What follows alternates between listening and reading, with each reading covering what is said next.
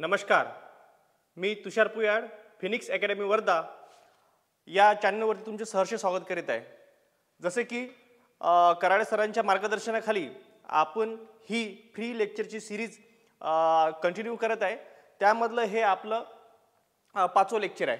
ठीक आहे, यामध्ये झालं असं की जे आपल्या जे लेक्चर आहे हे आता नेक्स्ट चॅनलवरती जे आपल्या डिस्क्रिप्शन बॉक्समध्ये दिलेलं आहे, त्यानंतर 1 फेब्रुवारी नंतर हे जे लेक्चर आहे आपलं कंटिन्यू लेक्चर हे आपल्या दुसऱ्या चॅनलवरती राहील।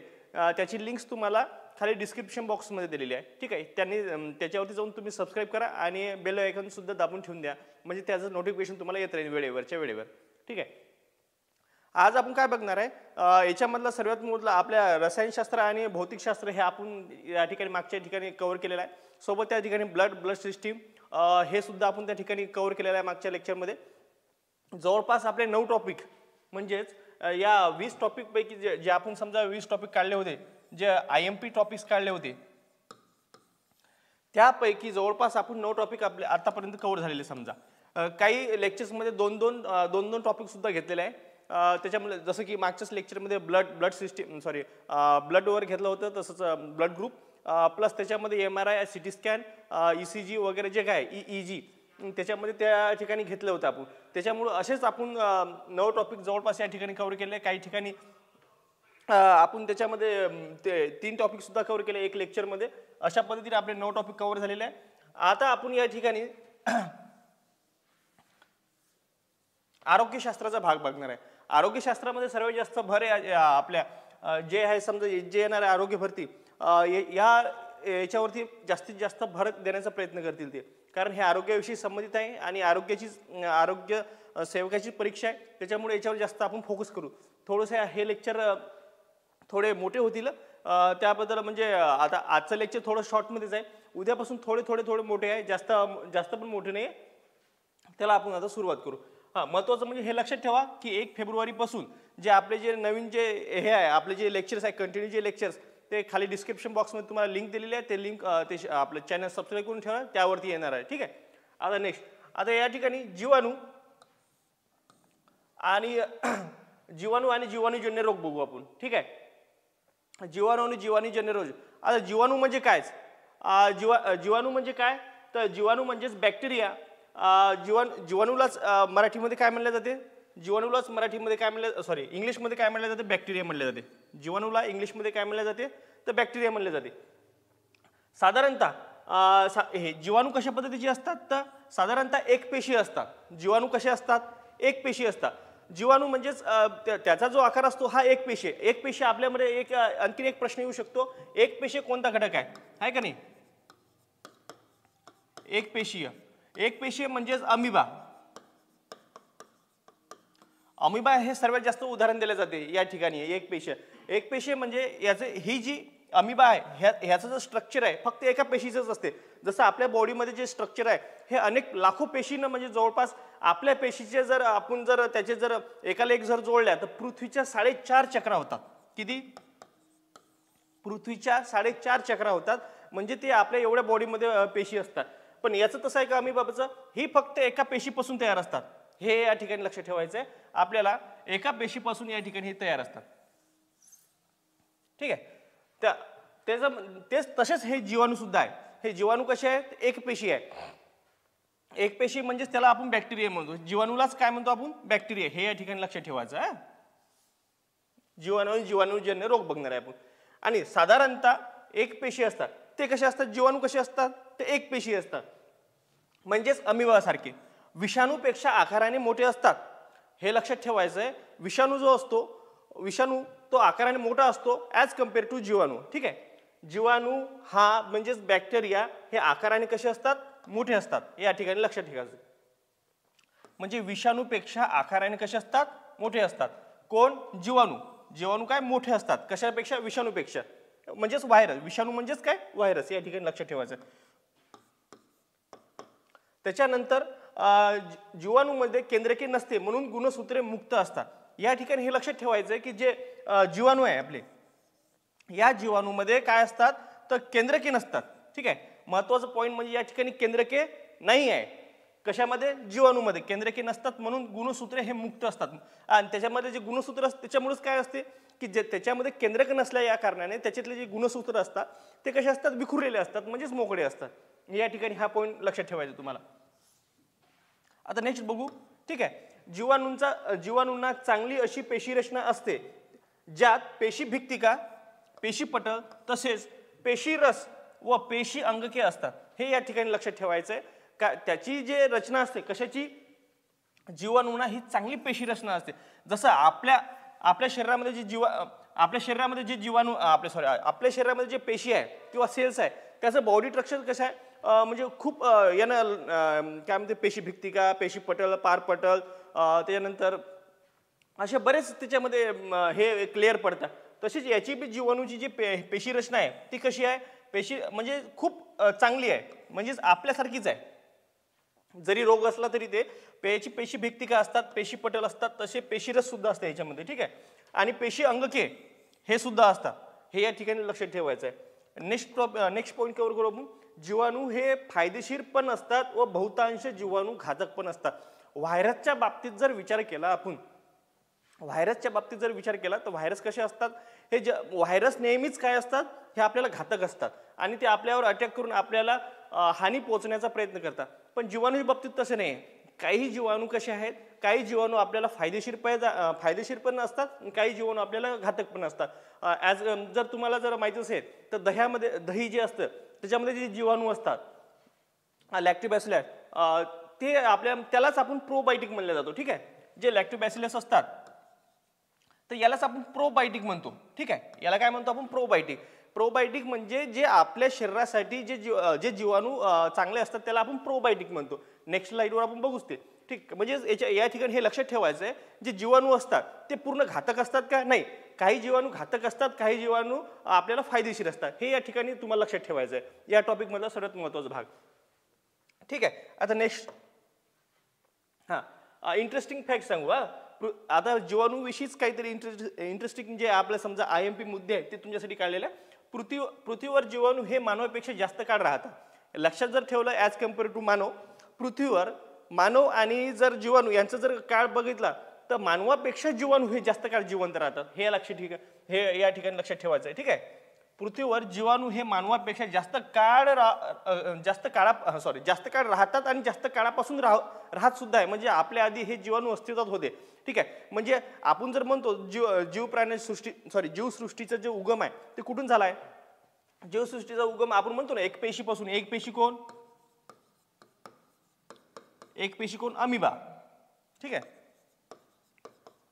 या अमिबापासून समजा जे आपली जीव उत्पत्ती आहे ती पाण्यावाटे किंवा समुद्र, आपण म्हणतो समुद्रामध्ये सर्वात पहिले आपला जीवांचा शोध लागला किंवा त्या ठिकाणी जीव उत्पत्ती निर्माण झाली, त्या एक पेशीपासून म्हणजे अमिबापासून असं म्हटलं जाते। त्याच्यामुळेच हे एक पेशी जे आहे तेच म्हणजे आपल्या मानव अस्तित्वात येण्याच्या जास्त काळापासून सुद्धा ते अस्तित्वात होते। हा पॉईंट इथे क्लिअर करणे महत्त्वाचे आहे। आता जीवाणू हे कोणत्याही वातावरणात राहू शकतात, जसे की उकळत्या पाण्यात, हे या ठिकाणी लक्षात घ्या, जसे की उकळत्या पाण्यात जीवाणूचा जो राहण्याचा काळ आहे तो कोणत्या याच्यात राहू शकतो, म्हणजे असं नाही की बुवा ते जास्त उष्ण वातावरणात राहू शकत नाही, जास्त एकदम थंड वातावरणात राहू शकत नाही, असं त्यांच्यावर काहीच इफेक्ट होत नाही। जीवाणू हे कोणत्याही वातावरणात, कोणत्याही वातावरण सदृश्य परिस्थितीमध्ये किंवा त्याला ते ॲडॉप्ट करण्याची त्यांच्यामध्ये शक्ती असते, ठीक आहे। कोणत्याही वातावरणात राहू शकतात, हे या ठिकाणी लक्षात ठेवायचं। जसे की उकळत्या पाण्यात, थंडगार पाण्यात, उकळत्या पाण्यात पण राहू शकतात, थंडगार पाण्यात पण राहू शकतात, कॉस्टिक सोडा असलेल्या पाण्यात पण राहू शकतात आणि सल्फ्युरिक आम्लात या ठिकाणी राहू शकतात। ठिकाणी हे महत्त्वाचं पॉईंट लक्षात ठेवायचं आहे की कशामध्ये राहू शकतात, ते जनरली सर्वच वातावरणात ते राहू शकतात, या ठिकाणी तुम्हाला हा पॉईंट लक्षात ठेवायचा आहे। म्हणजेच उकळत्या पाण्यात, थंडगार पाण्यात, कॉस्टिक सोडा म्हणजे जे आपण जे साफ करण्यासाठी वापरतो असलं होते, आणि सल्फ्युरिक आम्ल म्हणजे जे खूप सहंत असते, त्याला खूप ॲसिडिक असतं, इंग्लिशमध्ये जर म्हटलं तर ते खूप ॲसिडिक असतं, त्याच्यामध्ये सुद्धा हे राहू शकतात। ज्या ठिकाणी आपण कोणतेही जे ॲसिडमध्ये टाकलेला पदार्थ पूर्ण जळून जातो त्या पदार्थामध्ये सुद्धा म्हणजे सल्फ्युरिक आम्लात सुद्धा हे जीवाणू जिवंत राहू शकतात, हे या ठिकाणी लक्षात ठेवायचं आहे। तसेच जमिनीमध्ये खोलवर तसेच अंतराळात जगू शकतात, या ठिकाणी हे लक्षात ठेवायचं आहे की जमिनीच्या आतमध्ये सुद्धा आणि अंतराळात सुद्धा, म्हणजे ज्या ठिकाणी वातावरण अस्तित्वात नाही किंवा ते नाही आहे की म्हणजे त्या त्या ठिकाणी सुद्धा हे जगू शकतात, हे या ठिकाणी लक्षात ठेवायचं आहे. जमिनीमध्ये सुद्धा म्हणजे खोलवर तसेच अंतराळातही जगू शकतात. म्हणजे सर्वात खाली सर्वात वरत हे या ठिकाणी लक्षात ठेवायचं पॉईंट. नेक्स्ट जो पॉईंट आहे, एका प्रकारचा जीवाणू चंद्रावर 2 वर्ष जगल्याचा पुरावा मिळाला आहे.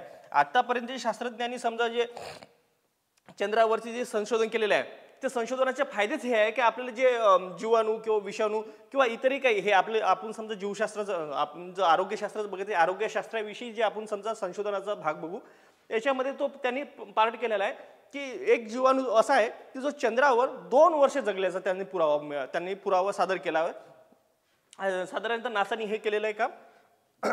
आता नेक्स्ट बघू आपण. आता फायदेशीर जीवाणू आणि घातक जीवाणू याचं हे आपण समजून घेऊ. आता शिंबाधारी वनस्पतींच्या मुळात असणारे रायझोबियम या ठिकाणी मी तुम्हाला हायलाइट केलेलं आहे. रायझोबियम ठीक आहे.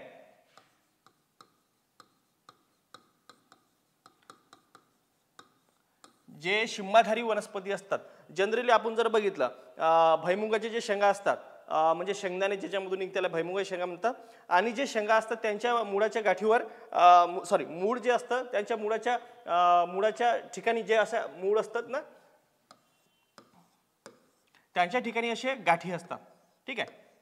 ह्या ज्या गाठी असतात त्या या गाठीमध्ये काय राहत असते ते रायझोबियम हे जीवाणू राहत असतात आणि ते काय करतात ते हवेतील नायट्रोजन वनस्पतीसाठी उपयोगात आणतात. ते काय करतात या रायझोबियमचं काम काय असते जे हवेतील नायट्रोजनचं प्रमाण आहे हवेतील नायट्रोजनचं प्रमाण किती आहे 78%. तर ते 78% डायरेक्टली यूज होते का आपल्या वनस्पतीसाठी. हालाकी सर्वात जास्त आपल्याला नायट्रोजन सर्वात जास्त आपल्या वातावरणात आहे तरी सुद्धा ते आपल्या डायरेक्टली आपल्या वनस्पतीमध्ये आपल्या डायरेक्ट इम्प्लांट होऊ शकत नाही किंवा वनस्पती त्याला डायरेक्ट ऑब्झर्व करू शकत नाही. त्याच्यासाठी सुद्धा आपण काय करत असतो युरिया नावाचा घटक वापरत असतो आहे का नाही.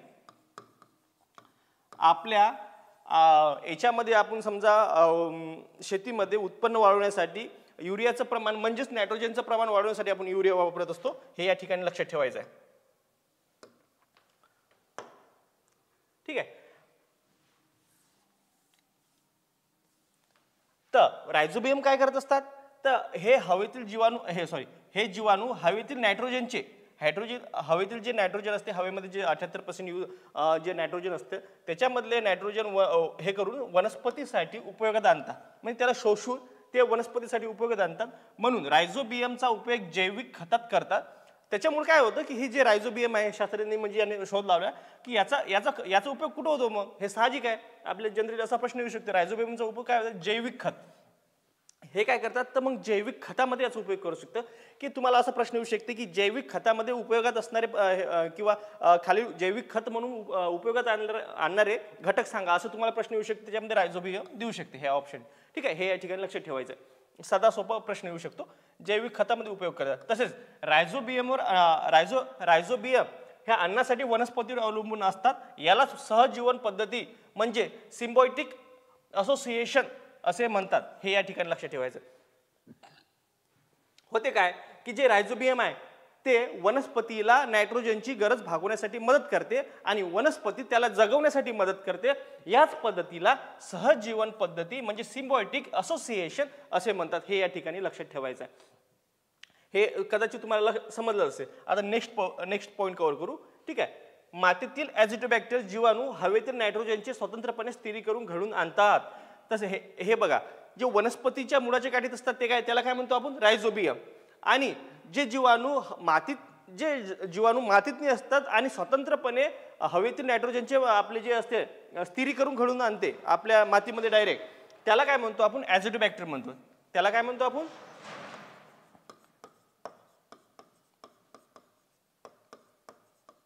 ॲझिटोबॅक्टर ठीक आहे. ॲझिटोबॅक्टर म्हणतो ठीक आहे.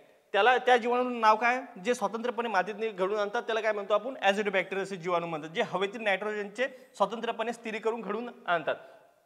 आता नेक्स्ट याच्यात माझाच पॉईंट आहे की लॅक्टोबॅसिलस मी तुम्हाला सांगितलंच होतं की लॅक्टोबॅसिलस म्हणजेच जो आपला दह्यामध्ये असतो म्हणजेच लॅक्टोबॅसिलस हा दह्यामध्ये जीवाणू शरीरातील हानी पोहोचवत नाही.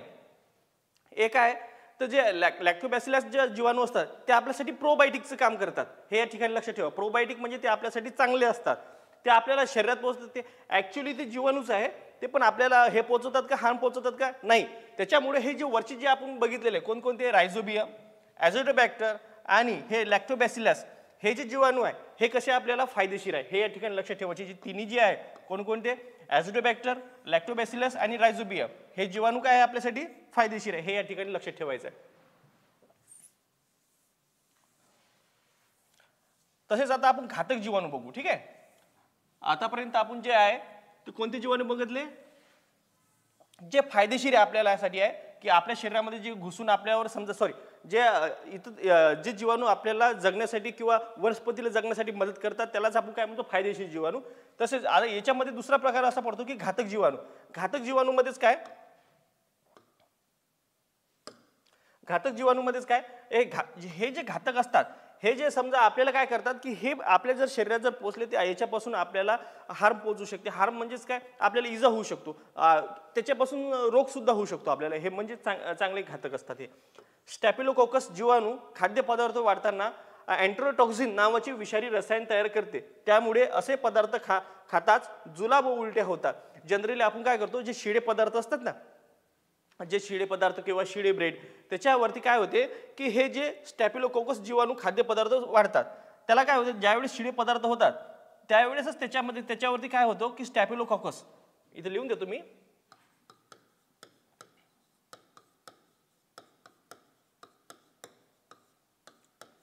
स्टॅफिलोकॉकस नावाचा जो जीवाणू असतो तो वाढतो. कशावरती कशावरती वाढतो, जे आपले भाकरी असतात किंवा पोळी चपाती असते किंवा आपले ब्रेड्स असतात त्याच्यावर काय होतं, स्टॅफिलोकॉकस नावाचा जीवाणू वाढतो. आणि तो काय करतो, एंटेरोटॉक्झिन नावाचं एक विषारी रसायन, कोणतं, एंटेरोटॉक्झिन. ठीक आहे, एंटेरोटॉक्झिन नावाचं काय एक रसायन तयार होते. कोण, स्टॅफिलोकॉकस नावाचं जीवाणू कशावरती, जे आपले पोळी चपाती किंवा हे असतात, एंटेरोटॉक्झिन नावाचं एक विषारी रसायन स्त्रवते, तयार करते. त्यामुळे असे पदार्थ खाताच आपल्याला काय होतं, जुलाब किंवा उलट्या होते. हे लक्षात ठेवायचं. मग आपण त्यालाच मराठीमध्ये उलट्या किंवा हागवण असे म्हणतो. ठीक आहे, ते आपल्याला या ठिकाणी हानी पोहोचवतात, म्हणून याला काय म्हणतो आपण, घातक जीवाणू असे म्हणतात. त्याच्यानंतर हवाबंद डब्यातील खाद्यपदार्थाची वापराची मुदत संपली की त्यात क्लॉस्ट्रिडियम जे जीवाणू आहे ते वाढण्याची शक्यता असते. जे आपण जनरली बघतो एखाद्या डब्यामध्ये कोणतेही, समजा आपण एखाद्या बाजारातून एखादा जे पॅकिंग केलेला डबा असतात ज्याच्यामध्ये की आपले खाद्यपदार्थ असतो, जनरली चिवळाचं बघू आपण की त्याच्यामध्ये काय होते, चिवळा बघू किंवा लोणचं बघू, जे काही असेल जे समजा त्याच्यावरती एक डेट दिलेली असते की या डेटपासून तुम्ही या डेटपर्यंत ते यूज करू शकतात, आहे का नाही. त्याच्यानंतर जर ते वापरायची जर मुदत संपली त्याच्यामध्ये कोणता आपल्याला जे जीवाणू ते तयार होण्याचं हे मुख्य कारण असते क्लोस्ट्रिडियम. क्लोस्ट्रिडियम हे जीवाणू आहे. ठीक आहे, क्लोस्ट्रिडियम जे हे जीवाणू आहे हे त्याच्यामध्ये वाढतात आणि त्याच्यामुळे काय होतात की आपल्याला ते शरीरामध्ये जर गेले त्याच्यापासून आपल्याला विविध रोग किंवा आपल्यावरती हल्ला करून आपलीच बॉडी स्ट्रक्चर वापरून ते खूप सारे आपल्याला हार्म पोहोचू शकतात, म्हणजे आपल्याला इजा पोहोचू शकतात. हे या ठिकाणी लक्षात ठेवायचं. त्याच्यामध्ये कोण याच्यावरती डायरेक्ट स्ट्रेट फॉरवर्ड आतापर्यंत प्रश्न आलेले आहे हे या ठिकाणी लक्षात ठेवायचं आहे. म्हणजे कोणकोणते, स्टॅफिलोकोकस हे जीवाणू खाद्यपदार्थ वाढतात आणि ते कशाचं कोणते रसायन करतात, एंट्रोटॉक्झिन, आणि त्याच्यामुळे काय होतं, याच्यामुळे आपल्याला काय जुलाब आणि उलट्या. हे या ठिकाणी एक दुसरा पॉईंट. हवाबंद डब्यातील खाद्यपदार्थाची जर वापरायची जर मुदत जर संपली, जसे की चिप्स पाकिट हे कोणते आपण घेतले समजा, तर त्या ठिकाणी काय होतं, क्लोस्ट्रिडियम नावाचा जीवाणू वाढतो आणि तो सुद्धा आपल्याला हार्मफुल असतो. ठीक आहे ना, या ठिकाणी लक्षात ठेवायचं आहे. आता नेक्स्ट बघू काही महत्त्वाचे जीवाणूजन्य रोग. आता याच्यामध्ये काय होते की समजा आपण तर जीवाणू शिकलो, जीवाणू कसं असते ते पाहिलं आपण, त्याची पेशी पाहिली, त्याचं स्ट्रक्चर कसं असते ते पण बघितलं आपण. मग आता आपल्याला आपण सर्वच बघितलं, घातक जीवाणू बघितले आणि घातक सुद्धा बघितले आणि आपल्याला जो सपोर्टिव्ह असतात ते सुद्धा बघितले. आता याच्यामध्ये आपल्याला जे होणारे रोग, जीवाणूमुळे आपल्या मानवाला जे होणारे रोग आहे ते आपण या ठिकाणी कव्हर करू. काही महत्त्वाचे जीवाणूजन्य रोग या ठिकाणी आपण कव्हर करू. आता विषमज्वर. विषमज्वर म्हणजे टायफॉइड. जनरली आपल्याला माहिती आहे की टायफॉइड हा जो रोग आहे आपल्या भारतामध्ये सर्वात जास्त याचं प्रमाण आहे टायफॉइडचं. ठीक आहे, आता याच्यामध्ये काय झालं की जीवाणूचं जे नाव आहे साल्मोनेला टायफी, या ठिकाणी लक्षात ठेवायचं आहे. याच्या जे आता नेक्स्ट जे टॉपिक आहे हे खूप चांगले म्हणजे हे आहे की ज्याच्यावरती डायरेक्टली स्ट्रेट फॉरवर्ड प्रश्न येऊ शकतात. ठीक आहे, हे या ठिकाणी लक्षात ठेवायचं आहे. आता म्हणजे त्याच्यामध्ये काय विषमज्वर, मराठीत त्याला विषमज्वर, इंग्लिशमध्येच लक्षात ठेवायचं की टायफॉइड. कदाचित होऊ शकते तुम्हाला हे दोन्ही नाव लक्षात ठेवा, कारण विषमज्वर जनरली आपल्या लक्षात येत नाही, त्याला आपण टायफॉइड म्हणतो, हे या ठिकाणी लक्षात ठेवायचं. याचं जीवाणूचं नाव काय आहे तर साल्मोनेला टायफी. हे टायफी तर लक्षात राहतं, पण साल्मोनेला जर दिलं त्यांनी, टायफी जर दिलं नाही, हे या ठिकाणी लक्षात ठेवायचं, आपलं फसगत होऊ शकते. नेक्स्ट म्हणजे दुसरा प्रसार कशामुळे होतो. याच्यामध्ये प्रसार कशामुळे होतो, दूषित अन्न व प्राणी तसेच घरमाशीद्वारे होते. माहिती आहे ना, आपली जी घरातली जी घरमाशी असते जिचं आयुष्य जनरली 1 ते 24, याच्यावरती मागं प्रश्न आला होता, 1 ते 24 तास असतात. ठीक आहे, या ठिकाणी लक्षात ठेवायचं की जे असते, जे घरमाशी असते आपली, ते काय करते, दूषित अन्न व प्राणी तसेच घरमाशीद्वारे हे प्रसार करण्याचं काम करते. कोणता साल्मोनेला टायफी म्हणजे टायफॉइड. ठीक आहे. अवयव, साधारणतः अवयव कोणत्या अवयवावरती हे प्रादुर्भाव टाकतात या ठिकाणी सांगते. साधारणतः विषमज्वरामध्ये आतड्यांचा प्रादुर्भाव होतो. जे आपले स्मॉल इंटेस्टाईन आणि लार्ज इंटेस्टाईन असतात, जे आतडे असतात आपले, म्हणजे मोठी आत आणि लहान आत, त्याला मराठीमध्ये म्हणतात स्मॉल इंटेस्टाईन आणि लार्ज इंटेस्टाईन. याच्यामध्ये त्या आतड्यावर काय करतात, ते प्रादुर्भाव करतात. प्रादुर्भाव करून त्याला काय करतात, ते आपल्याला म्हणजे जाम करण्याचा प्रयत्न करतात. त्याच्यामुळे आपल्याला टायफॉइडमध्ये काय होते, उलट्या येणे, त्याला खावंसं न वाटणे, आपली जी इम्युनी सिस्टीम आहे ते कमजोर करण्याचा त्या ठिकाणी प्रयत्न केला जातो. आता नेक्स्ट याचे लक्षण काय आहे, या लक्षणं बघू आपण. या ठिकाणी भूक मंदावते, बरोबर आहे, कारण आपल्या स्मॉल इंटेस्टाईन आणि लार्ज इंटेस्टाईन ज्यावेळेस प्रादुर्भाव होतो त्यावेळेस बरोबर आहे की अन्न पचन नाही होत, त्याच्यामुळे आपल्याला खावं असं वाटत नाही, आपल्याला त्याचा वास येतो अन्नाचा, हे या ठिकाणी लक्षात येतं. भूक मंदावणे, त्याच्यानंतर 104 अंश फॅरेनहाइट, हे एफचा अर्थ काय होते, जनरली काय होते की वैद्यकीय शास्त्रामध्ये जे आपलं जे तापमान किंवा टेम्परेचर आपण मोजतो ते केल्विन किंवा फॅरेनहाइटमध्ये मोजले जाते. अंश सेल्सिअसमध्ये जनरली कमी मोजले जाते.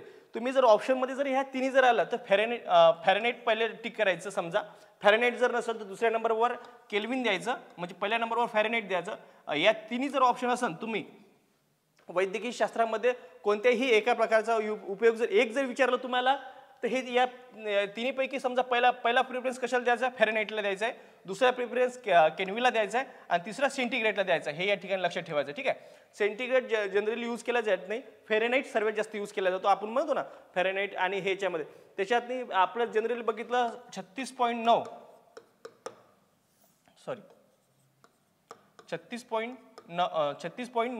अंश सेल्सिअस हे आपलं शरीराचं तापमान असतं. तसेच म्हणजे जवळपास 37%. ठीक आहे, 37 अंश सेल्सिअस.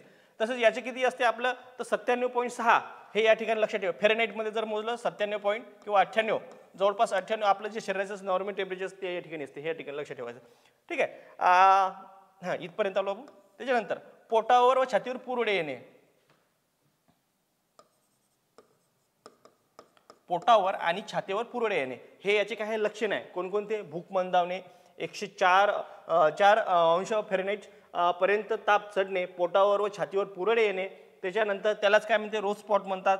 अतिसार म्हणजे जास्त प्रमाणात आपल्याला हागवण लागणे, मळमळ होणे, तसेच डोकेदुखी, ह्या जे तीव्र वेदना आहे ते यामध्ये होतं. कशामध्ये तर टायफॉइडमध्ये. या ठिकाणी तुम्ही लक्षात ठेवू शकता, घरी किंवा आपल्या स्वतःच्यासाठी किंवा आपल्या घरच्यासाठी समजा एक आरोग्य म्हणून ते सुद्धा आपण लक्षात ठेवू शकतो. आता याच्यावर उपचार काय आहे, निदानासाठी काय, डायग्नोसिससाठी काय असले, बिडाल टेस्टचा वापर केला जातो.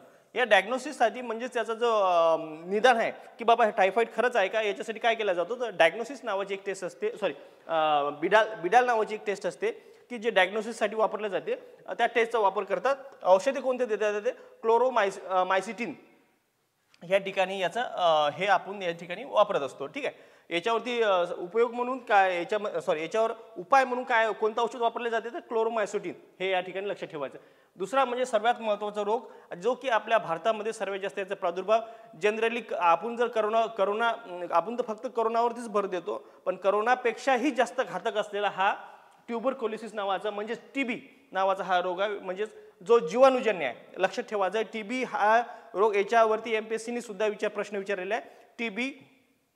टीबी हा कोणत्या प्रकारचा रोग आहे, जीवाणूजन्य का विषाणूजन्य, जीवाणूजन्य हे या ठिकाणी लक्षात ठेवायचं. स्ट्रेट फॉरवर्ड प्रश्न आहे. याच्यामध्ये काय जीवाणूचं नाव काय तर मायक्रोबॅक्टेरियम ट्युबरक्युली. ठीक आहे, सोपं नाव आहे मायक्रोबॅक्टेरियम ट्युबरक्युली. ट्युबरक्युलिस म्हणजे जे क्षयरोग आहे त्याच्यावरून त्याचं नाव ठेवलेलं आहे. ट्युबरक्युली म्हणजे ट्युबरक्युलोसिस. जे आपण क्षयरोग म्हणजेच काय ट्युबरक्युलिसिस आणि ट्युबरक्युली जे आहे त्याच्यावरूनच त्याचं नाव आहे आणि याचं पहिले नाव आपण फक्त लक्षात ठेवायचं मायक्रोबॅक्टेरियम ट्युबरक्युली हे या ठिकाणी लक्षात ठेवायचं. आता नेक्स्ट पॉईंट कव्हर करू आपण याच्यामधलाच. याचा प्रसार काय होतो थुंकीद्वारे होते. ठीक आहे, याचा प्रसार काय होतो थुंकीद्वारे. जे आपण समजा थुंका थुकतो जनरली आपण तसं बाहेर किंवा जे बाहेर आपला परिसर असतो त्यामध्ये थुंकी थुकायला नाही पाहिजे. जनरली आपलं बेसिंग जे आपलं समजा काय म्हणतो आपण बाथरूम बेसिंग जे आहे ते त्याच्या ठिकाणी वापर करायला पाहिजे. ठीक आहे, थुंकीद्वारे पसरतात हे. जे ज्याला असेल त्याच्यामुळं त्यांनी जर बाहेर जर तुकलं त्याच्यापासून ते पसरू शकतात. हवेच्या द्रवबिंदूच्या म्हणजे ड्रॉपलेट्सच्या स्वरूपात ते पसरतात. जे हवेमध्ये जे द्रवबिंदू असतात त्याच्या स्वरूपात ते पसरण्याचे काम करतात. ठीक आहे, आता अवयव याचा प्रादुर्भाव कोणत्या अवयवावर होतो तर ते आपण या ठिकाणी कव्हर करू. तसे पाहता क्षयरोग हा शरीरातील बहुतांश अवयवाला होतो. माहिती आहे का, हे क्षयरोगाचे सुद्धा बरेच प्रकार पडतात. जनरली मेंदूचा, आपल्या हाडाचा, फुफ्फुसाचा, आपल्या पेशीचा, असे खूप प्रकार पडतात. जसे की आपल्या क्षयरोगामध्ये आहे शरीरातील बहुतांश अवयवाला होतो. म्हणजे आपले अवयव आहे वेगवेगळे. आपल्याला फक्त माहिती आहे की फुफ्फुसाचाच म्हणजे खोकल्याचा टीबी होत असतो. याच्यामध्ये टीबी हा आपल्या बोनचा पण होतो. सर्वात जर बघितलं सर्वात म्हणजे जे आपल्याला हार्मफुल पोहोचतो तो बोनचा टीबी आहे, जो की आपलं पूर्ण शरीरच आतमधून खाऊन टाकते. ठीक आहे, हे टीबी हा खूप जबरदस्त एक रोग आहे. ठीक आहे, जसे की मूत्रपिंड जसे मूत्रपिंड, हाडे, मज्जारज्जू. ठीक आहे, मूत्रपिंड, हाडे, मज्जारज्जू व मेंदू, परंतु बहुतांत करून फुफ्फुसावर हा हल्ला करतात. ठीक आहे, आपल्याला माहिती आहे की फुफ्फुसच आतापर्यंत सर्वात जास्त जे पेशंट असतात ते फुफ्फुसाचेच असतात. पण जनरली काय होते मूत्रपिंड, हाडे, मज्जारज्जू तसेच मेंदू यावर सुद्धा ते अटॅक करते. याचे वेगवेगळे प्रकार पडतात. ठीक आहे, आणि याच्यामध्ये काही काही प्रकार हे पसरणारे आहेत, काही काही हे जे आहे ते पसरत नाही. हे या ठिकाणी लक्षात ठेवायचं. सर्वच जे हे आहे टीबीचे, सर्वच टीबीच्या पेशंटकडून जे रोग आहे तो प्रसार होतो का नाही हे या ठिकाणी लक्षात ठेवायचं. काही काही जे आहे काही काही पसरणारे खूप स्प्रेड होणार आहे. जसं की खूप स्प्रेड होणारा कोणता बहुत करून फुफ्फुसाचा जो हे आहे टीबी आहे तो सर्वात जास्त स्प्रेड होतो. लक्षण काय याचे, खोकला. याचे जे लक्षण आहे ते काय होते 2 आठवड्यापेक्षा जास्त, म्हणजे 2 आठवड्यापेक्षा जास्त जर एखाद्याला जर खोकला असेल तर त्यांनी या ठिकाणी लक्षात ठेवायचं की आपल्याला टीबी असू शकतो. त्याच्यामुळे काय खोकल्यावर ज्याला समजा खोकला किंवा सर्दी ताप असेल त्यांनी लवकरात लवकर डॉक्टरला म्हणजे 1 हफ्त्याचा जास्त वेळ वाया न जाऊ देता किंवा जे आपले घरचे उपाय आहेत ते त्यांनी करावे. ठीक आहे, याच्यामध्ये काय येते 2 आठवड्यापेक्षा जास्त खोकला, त्याच्यानंतर ताप, छातीत दुखणे. छातीतने आपल्या काय होते हे शिंका मारते. कोणत्याही ठिकाणी जे आपलं समजा दुखत असेल त्या ठिकाणी शिंका मारणे. थुंकीतून रक्त येणे. महत्त्वाचं काय करते, जे आपली जी थुंकी असते आपण खोकलताना जे आपली त्याच्यानंतर जे आपल्याला कफ बाहेर येतो त्या थुंकीतून ते ब्लड बाहेर पडते आणि वजन कमी होते. ठीक आहे, वजन काय होते या ठिकाणी कमी होणे. हे या ठिकाणी लक्षात ठेवायचं. कोणकोणती लक्षण आहे, खोकला सर्वात महत्त्वाचं खोकला ते 2 आठवड्यापेक्षा जास्त. त्याच्यानंतर ताप. याचा तापही असा असतो की दिवसाच्या 4 नंतर भयानक वाढतो आणि त्याच्यानंतर 1-2 तासामध्येच कमी होतो. ठीक आहे, त्याच्यानंतर छातीमध्ये दुखणे, थुंकीतून रक्त येणे तसेच वजन कमी होणे हा याचे लक्षण आहे. आता याच्यावर निदान काय केलं जाते. आता म्हणजे निदान म्हणजेच काय की याचं डायग्नोसिस कोण्या पद्धतीने केलं जाते, की याचं निदान कोण्या पद्धतीने की हा यालाच हे आहे टीबी आहे, याचं डायग्नोसिस कशा पद्धतीने केलं जाते. तर निदानासाठी एक्सरे किंवा ट्युबरक्युलिन टेस्ट औषध वापरतात. ठीक आहे, याच्यामध्ये काय असतात की जे ट्युबरक्युलिन एक ते एक्सरे काढला जातो. तुम्हाला मागे आपण समजे एक्सरेच्या याच्यामध्ये शिकलो होतो की एक्सरेच्या याच्यामध्ये काय शिकलो तर महत्त्वाचं म्हणजे त्याचा जो उपयोग आहे तो आपलं टीबीचा निदानासाठी सुद्धा होतो आहे की नाही. तसंच म्हणजे तेच पॉईंट इथं कव्हर करू आपण, तोच त्या पॉईंटला लिंक करू आपण की एक्सरेचा मग कशाचा उपचारासाठी केला जातो, निदानासाठी केला जातो, तो आपल्या क्षयरोगाच्या निदानासाठी केला जातो. ठीक आहे, तसेच ट्युबरक्युलिन टेस्ट नावाची ट्युबरक्युलिन टेस्ट ही सुद्धा केल्या जाते. आता याच्यामध्ये जे औषध आहे, औषध कोणताही उपयोग केला जाते. मग स्ट्रेप्टोमायसिन नावाचं जे औषध आहे ते या ठिकाणी उपयोगात आणले जाते. कोणतं सर्वात महत्त्वाचं जे आहे कोणतं आहे ट्रेप्टोमायसिन, जे जनरली आपल्याला गव्हर्नमेंट फ्रीमध्ये उपलब्ध करून देते. तसेच गव्हर्नमेंट आपल्याला सोबत काही योजना सुद्धा म्हणजे आपल्याला लाभार्थी ठरवते. सोबत आपल्याला इम्युनिटी सिस्टीम वाढवण्यासाठी महिन्याचे 500 रुपये किंवा जनरली आता वाढले असतील माहीत नाही मला, जनरली 500 रुपये किंवा 1000 रुपये देऊ शकतात ते महिन्याला, ज्याला टीबी पेशंट असते त्याच्या खात्यावरती ते जमा करतात. त्याच्यानंतर स्ट्रेप्टोमायसिन हे काय औषध आहे. ठीक आहे, त्याच्यावरती आणि इतर औषधं कोणकोणते आहे, रिफाम्सिन नावाचं औषध आहे. रिफाम्सिन. त्याच्यानंतर आयसोनिझाइडिट हे सुद्धा औषध आहे. त्याच्यानंतर इएन ब्युटाल तसेच पॅराझिनामाइड हे सुद्धा औषध. त्याच्यावर इतर जे औषध असते ते सुद्धा आपण उपयोग केला जातो. पण सर्वात जास्त कोणता वापर केला जातो औषध, तर स्ट्रेप्टोमायसिन हे लक्षात ठेवायचं या ठिकाणी. ठीक आहे. लस कोणती वापरले जाते, BCG लस. ठीक आहे. आपण या ठिकाणी स्ट्रेट फॉरवर्ड प्रश्न आहे, एमपीएससीने सुद्धा याच्यावरती म्हणजे कंबाईन मध्ये प्रश्न विचारला आहे. तर बॅसिलस कॅलमेटी त्याच्यानंतर गॉयटिन हे जे आहे म्हणजे BCGचा लॉंग फॉर्म सुद्धा विचारू शकते एखाद्या वेळेस. आपल्या सरळ सेवामध्ये आपण बघितलं की BCG बरेच म्हणजे असे IBPSने असे काही बरेच प्रश्न विचारले की ज्याच्यामध्ये लॉंग फॉर्म सुद्धा होता. ठीक आहे. याच्यामध्ये काय आहे ते बॅसिलस कॅलमेटी त्याच्यानंतर गॉयटिन म्हणजेच BCG लस कशावर उपयोग केला जाते, तर क्षयरोगावर हे या ठिकाणी लक्षात ठेवायचं. ठीक आहे. आता या क्षयरोगाविषयीच माहिती बसू, कारण क्षयरोग हा खूप स्प्रेड होणार आहे. शेळ्याचा जो जीवाणू आहे, क्षयरोगाचा जो जीवाणू आहे म्हणजे जो आपला टीबीचा जो जीवाणू आहे तो कोणी शोधून काढला, तर रॉबर्ट कॉक या शास्त्रज्ञाने शोधून काढला. हे या ठिकाणी लक्षात ठेवायचं. कोणी शोधून काढला, तर रॉबर्ट कॉक नावाच्या एका शास्त्रज्ञाने शोधून काढला. 24 मार्च 1882 या दिवशी त्याने शोध लावला होता. कशाचा, आता टीबीचा. सध्या क्षय हा अधिक्षय संसर्गजन्य रोग गणला जातो. या ठिकाणी एक पॉईंट लक्षात ठेवा, टीबी डे म्हणून कोणत्या दिवशी साजरा केला जातो, तो या ठिकाणी याने 24 मार्च लावला ना, मग 24 मार्च हाच टीबी डे म्हणून या ठिकाणी लक्षात ठेवायचा आहे. त्याच्यानंतर सध्या क्षय हा अतिशय संसर्गजन्य रोग गणला जातो. सर्वात जास्त संसर्गजन्य त्याच्या करोना हा सर्वात जास्त संसर्गजन्य होता, पण सर्वात जास्त हार्मफुल जर बघितलं त्याच्यापेक्षा जर कंपॅरिझन केलं तर हा रोग आहे. आपण त्याला म्हणजे सर्वात जास्त संसर्ग असल्यामुळे त्याला आपण मागच्या वेळेस लॉकडाऊन करून त्या ठिकाणी नियंत्रित आणण्याचा प्रयत्न केला, पण हा सर्वात जास्त अतिशय संसर्ग त्याच्यानंतरचा जो गणला जातो तो हा आहे. ठीक आहे.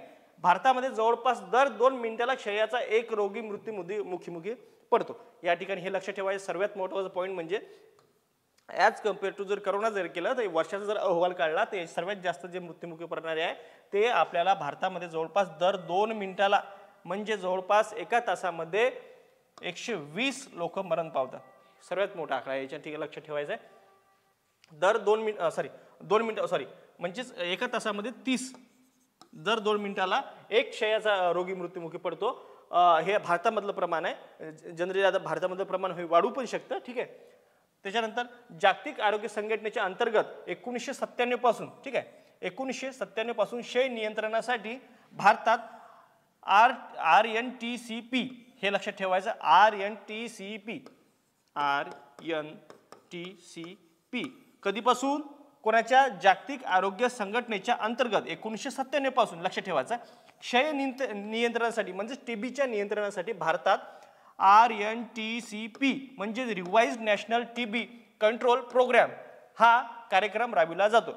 असा प्रश्न विचारू शकते की जागतिक आरोग्य संघटनेच्या अंतर्गत 1997 पासून कोणता कार्यक्रम आपल्या टीबीच्या नियंत्रणासाठी वापरला जातो, तर revised national TB control programme हा या ठिकाणी जो कार्यक्रम आहे तो राबविला जातो. कोणामार्फत, जागतिक आरोग्य संघटनेमार्फत. डॉट्स तुम्हाला माहिती आहे, डॉट्स म्हणजे डॉट्सवर सर्वात जास्त या ठिकाणी प्रश्न येतात की टीबीच्या नियंत्रणासाठी कोणते वापरले जाते, त्याला डॉट्स म्हणतात. ठीक आहे. डॉटचं लॉंग फॉर्म काय, डॉटचं लॉंग फॉर्म सुद्धा विचारू शकते याच्यावर. ठीक आहे. Directly observed treatment short course. या ठिकाणी हे शॉर्ट लक्षात ठेवायचं आहे. ठीक आहे तुम्हाला, कारण शॉर्टचं याच्यामध्ये हे यस दिलेला नाही. ठीक आहे. डॉट्स याच्यामध्ये थोडी म्हणजे कसं आहे, हे जम्बलिंग केलेलं आहे त्यांनी, पण डॉट्स फक्त डायरेक्ट हे शब्द डायरेक्टली म्हणजे त्याचे जसं आहे तसं नाही आहे. याच्यामध्ये directly observed treatment short course याच्यामध्ये सी लक्षात ठेवायचं आपल्याला की जो सी याच्यामध्ये नाही आहे. ठीक आहे. याच्यामध्ये यस आहे म्हणजे सी नाही आहे, हे या ठिकाणी लक्षात ठेवायचं. आता नेक्स्ट ही झाली का, ही क्षयरोगाची उपचार पद्धती RNTCPच्या अंतर्गत काम करते हे या ठिकाणी लक्षात ठेवा. म्हणजेच डॉट्स हे या ठिकाणी लक्षात ठेवायचं. नेक्स्ट पॉईंट कव्हर करू. आता कॉलरा हा सुद्धा जीवाणूपासून होणारा एक रोग आहे. कॉलरालाच काय म्हणतात इंग्लिशमध्ये, मराठीमध्ये पटकी म्हणतात. जनरली पटकी आपल्याला माहित नाही, कॉलरा हे माहित आहे. जीवाणूचे नाव काय, व्हायब्रिओ कोलेरा म्हणजेच व्हायब्रिओ कॉलेरी असं म्हणलं जाते त्याला. जीवाणूचं नाव काय त्याच्या ठिकाणी, तो व्हायब्रिओ कॉलरी. याच्यावरूनच लक्षात ठेवायचं. प्रसार कशामुळे होतं, दूषित अन्न व पाणी. प्रसार व्हायब्रिओ कॉलराचा प्रसार कसा होतो की ज्यावेळेस आपल्याला माहिती आहे की ज्यावेळेस आपल्या भागामध्ये जास्त फ्लड म्हणजेच काय पुराचं प्रमाण किंवा जास्त टायरामध्ये किंवा पाणी साचून किंवा जनरली जे आहे दूषित पाणी होतं त्यावेळेस याच्यामार्फत याचा प्रसार होत असतो. ठीक आहे, दूषित अन्न व दूषित पाणी यामुळे याचा प्रसार होतो. याची लक्षणं काय मग, याची लक्षणं सिमिलरली राहू शकतात. याच्यातनी काय, उलट्या, तीव्र जुलाब, शरीरातील पाण्याचे प्रमाण कमी होणे, हे या ठिकाणी लक्ष ठेवायचं. काय काय, उलट्या, तीव्र जुलाब, शरीरातील पाण्याचे प्रमाण कमी होणे हे याची काय लक्षणे आहे. तसेच त्वचा सुकणे, जे आपली जे स्किन आहे म्हणजे जे हातापायची जी स्किन आहे ती काय होते, ड्राय पडणे म्हणजे असं अशक्तपणा येणे. तसेच डोळे खोल जाणे, पायात गोळे येणे, पोटात दुखणे हे याची लक्षण आहे. कशाची, कॉलेराची. उलट्या, तीव्र जुलाब, शरीरातील पाण्याचे प्रमाण कमी होणे, त्वचा सुकणे, डोळे खोल जाणे, पायात गोळे येणे आणि पोटात दुखणे हे या ठिकाणी लक्षात ठेवायचं. याच्यामध्ये काय होते, शरीरातील पाण्याचे प्रमाण कमी होते. हा सर्वात जास्त महत्त्वाचा पॉईंट लक्षात ठेवायचा आहे. नेक्स्ट म्हणजे याच्यावरती उपाय काय आहे, तर औषधे. ORS. आताच या ठिकाणी ORS चे फादर जे आहे ते समजा मरण पावले आहे. ORS म्हणजे ओरल डिहायड्रेशन सोल्युशन्स हे या ठिकाणी लक्षात ठेवायचं आहे. याच्यावरती उपचार काय आहे, तर ORS नावाचं जे आपण समजा आपल्याला गव्हर्नमेंट जे आपल्याला उपलब्ध करून देते किंवा आशा वर्कर असतात त्यांच्याकडे जर गेलो आपण तर ORSचं पाकिट मला ते देतात. तेच हे ORS आहे की ओरल रिहायड्रेशन सोल्युशन. हे लक्षात ठेवायचं ORS मध्ये. ठीक आहे, याच्या कॉलरावरती ते यूज केले जाते उपचार म्हणून. ठीक आहे, आता ORSचे घटक काय आहेत, याच्यामध्ये काय ORS मध्ये काय काय असतो, त्याच्यामध्ये सर्वात जास्त हे तुम्ही लक्षात ठेवलं नाही तर चालते, हे प्रति ग्रॅम लिटर हे वगैरे काही लक्षात ठेवायचं नाही. याच्यातले जे घटक आहे महत्त्वाचे ते आपण लक्षात ठेवू. सोडियम क्लोराईड, याच्यामध्ये काय असतं, सोडियम क्लोराईड. दुसरा काय असतं, ग्लुकोज. हे फक्त या ठिकाणी लक्षात, सोडियम क्लोराईड एक नंबर. दुसरं काय, ग्लुकोज लक्षात ठेवायचं. तिसरा पोटॅशियम क्लोराईड आणि ट्रायसोडियम सायट्रेट हे 4 घटक असतात याच्यामध्ये, हे लक्षात ठेवायचं आहे. काय कोणते असतात, सोडियम क्लोराईड, त्याच्यानंतर ग्लुकोज, त्याच्यानंतर पोटॅशियम क्लोराईड. हे क्लोराईड नाही का, हे बघा सिमिलरली लिहिले आहे. ठीक आहे, लक्षात ठेवायचं. सोडियम क्लोराईड, ग्लुकोज, तसेच पोटॅशियम क्लोराईड आणि ट्रायसोडियम सायट्रेट हे 4 घटक कशामध्ये असतात, आपल्या ORS मध्ये असतात. त्याच्यामुळे आपल्या जे शरीरामध्ये पाण्याची जी पूर्तता आहे ते भरून काढल्या जाते.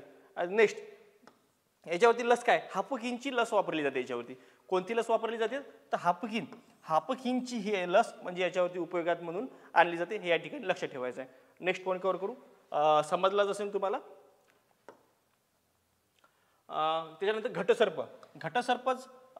घटसर्पच डिप्थेरिया असं म्हणलं जाते. घटसर्प जनरली आपल्या इकडे मध्ये जास्त प्रमाणात हे दिसून येत नाही, पण घटसर्प सुद्धा हा जीवाणूजन्य रोग आहे. या ठिकाणी लक्ष ठेवायचे. कोणता आहे, जीवाणूजन्य. आता कार्निबॅक्टेरियम